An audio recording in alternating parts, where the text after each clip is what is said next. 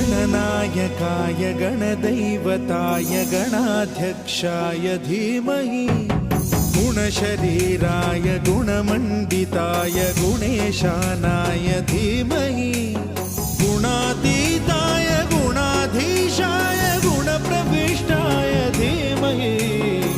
एकदन्ताय वक्रतुण्डाय गौरीतनयाय धीमहि गजेशानाय भालचन्द्राय श्रीगणेशाय